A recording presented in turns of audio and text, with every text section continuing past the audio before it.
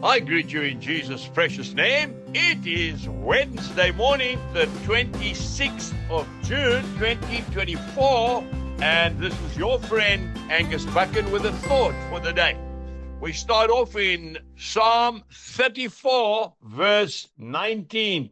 Many are the afflictions of the righteous, but the Lord delivers him out of them all.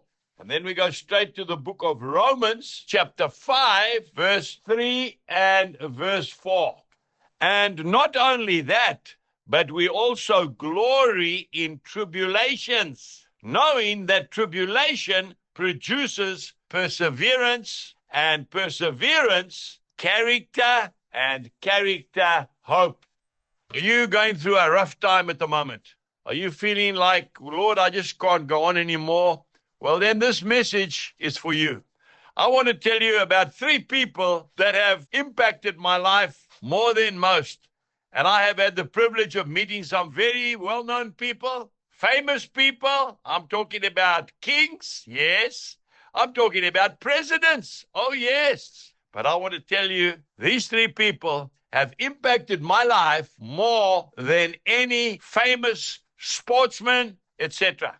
The first one is an old lady who's gone to be with Jesus. Her name was Auntie Peggy.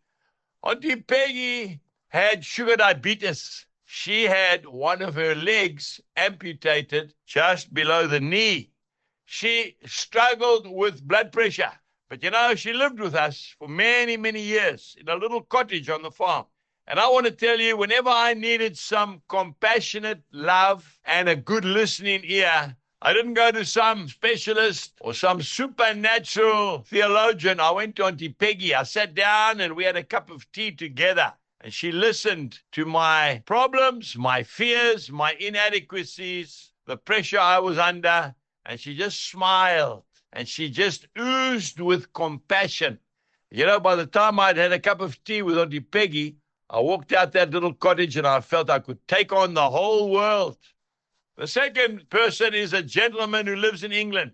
He went to Africa. He took care of handicapped children. He poured himself out on behalf of those who couldn't pay him a cent. He contracted malaria. He lost his sight. But I tell you what, I've yet to meet a man who's got more insight than David. He is a gentleman. He is a giant of the faith. And the third person is a man who has been extremely successful in business. I phoned him the other day. I said, Martin, you need to write your story. And the man said, what story? I said, Martin, you have a story to tell. Probably one of the most humble men I have ever met. I trust that he will write his story before he goes home to meet with Jesus.